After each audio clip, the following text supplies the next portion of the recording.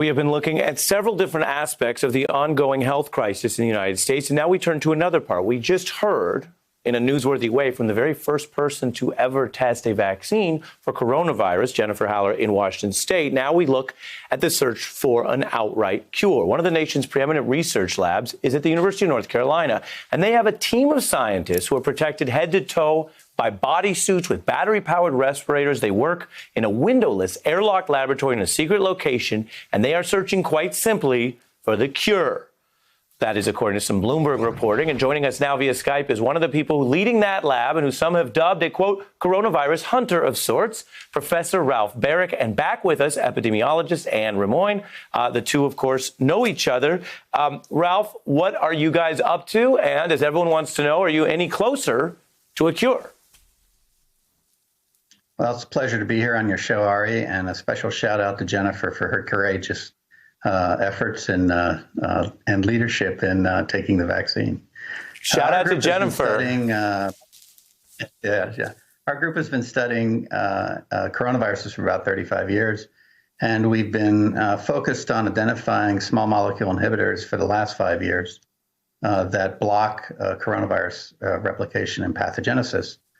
One of those drugs, remdesivir, is currently in clinical trials. We developed it in collaboration with Gilead Scientific, as well as researchers at Vanderbilt University.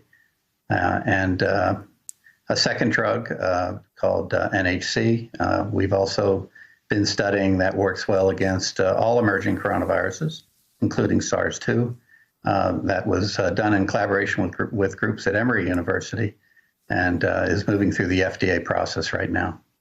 So when you walk us through that, and we're on a little bit of a delay from Skype, but if it's all right, I'm going to ask you a follow-up. When you just walk us through your opening there, to put it in plain English, this is a big area of research that's been going on for years, and people are waking up more to your work now because of this public health crisis. Is that right? We've been working on developing these two particular drugs for over 5 years. Remdesivir, we began collaborations with Gilead, really designed to develop drugs against new emerging pathogens, and we focused on coronaviruses, particularly not only the emerging coronaviruses like SARS coronavirus, MERS coronavirus, and SARS-2, but also contemporary human coronaviruses. And this drug works against all of them. And so it's quite impressive, at least in vitro, in animals, and now it's in human testing. And when you look at what this takes, is there basically full support for everything you're doing? We mentioned some of the reporting just about, obviously, the safety measures and the funding and all that. Or is there more that the U.S. or other governments could do to help and expedite your work?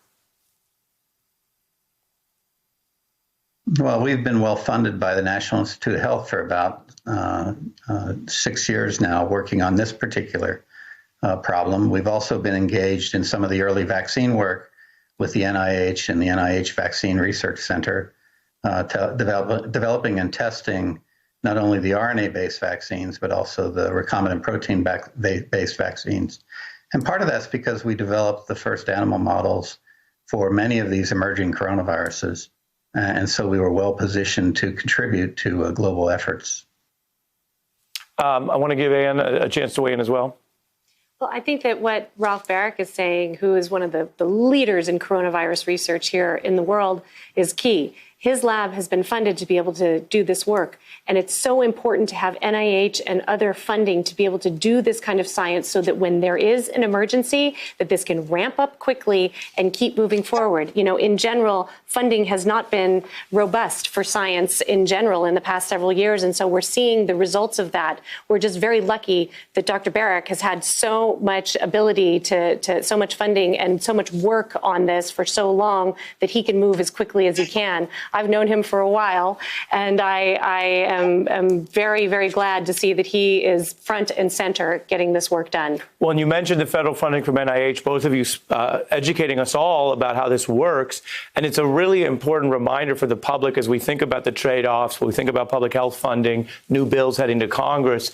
If you have break glass in case of emergency, you need the fire extinguisher to already be in there. You don't want to break glass and then have an IOU note that in 6 months, someone's going to fund the production of fire extinguishers. And with science, what we're learning from all of you speaks to that and the runway you need. So we're learning a lot as we go. We appreciate it, Ralph and Ann. My thanks to both of you. Hey, I'm Ari Melber from MSNBC. You can see more of our videos right here, or better yet, subscribe to our YouTube channel below. You could have been anywhere in the world, but you're here with us, and we appreciate that.